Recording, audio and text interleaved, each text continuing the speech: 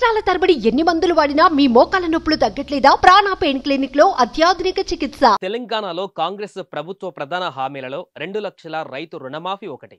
ఈ హామీని ప్రతిష్టాత్మకంగా తీసుకున్న రాష్ట్ర ప్రభుత్వం కొన్ని రోజుల నుంచి తీవ్ర కసరత్తు చేస్తోంది. ఇందుకు సంబంధించిన విధి విధానాలను ఖరారు చేసే పనిలో నిమగ్నమైంది. ఇప్పటికే బ్యాంకర్ల నుంచి 2 లక్షల లోపు అప్పు తీసుకున్న రైతుల జాబితాపై దృష్టి సారించింది.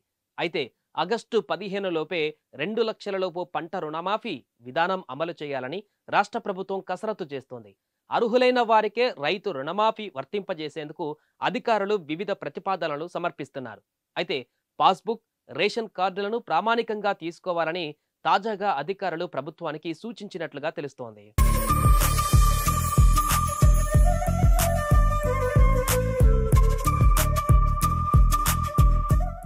ఎంపీలు, ఎమ్మెల్యేలు, ఎమ్మెల్సీలు, ఆదాయ పన్ను చెల్లించేవారు, ఉద్యోగులను దీని నుంచి మినహాయించాలని మంత్రిమండలి సమావేశ ఎజెండాలో ప్రతిపాదించినట్లుగా సమాచారం.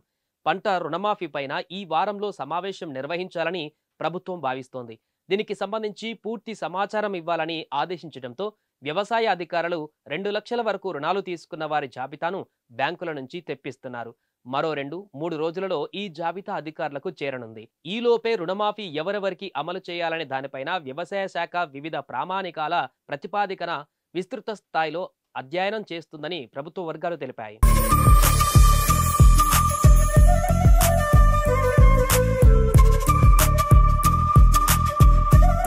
కాంగ్రెస్ ప్రభుత్వం అధికారంలోకి వచ్చిన తేదీనే పరిగణనలోకి తీసుకొని అంతకు సంవత్సరం ముందు నుంచి తీసుకున్న రుణాలనే మాఫీ చేయాలని కొందరు అధికారులు ప్రతిపాదించారు. దీనికి ప్రభుత్వం విముఖత చూపించింది. 2018 డిసెంబర్ 12 నుంచి తీసుకున్న పంట రుణాలు రెన్యువల్ అయిన వాటికి మాఫీ అమలు చేయాలని యోచిస్తోంది. దీనికి అనుగుణంగా రుణగ్రహీతల వివరాలను సేకరించాలని సూచిస్తోంది. ఇదిలా ఉంటే రుణమాఫీకి సంబంధించిన పలు ప్రతిపాదనలు రాగా దీనిపై మంత్రి మండలిలో సమగ్రంగా చర్చించాకే తుది నిర్ణయం తీసుకోవాలని ప్రభుత్వం భావిస్తోంది.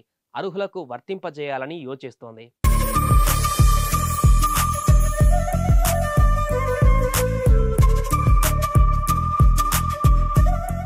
సుమన్ టీవీలో మీ పర్సనల్ అండ్ బిజినెస్ ప్రమోషన్స్ కోసం కింది నెంబర్కి కాంటాక్ట్ చేయండి.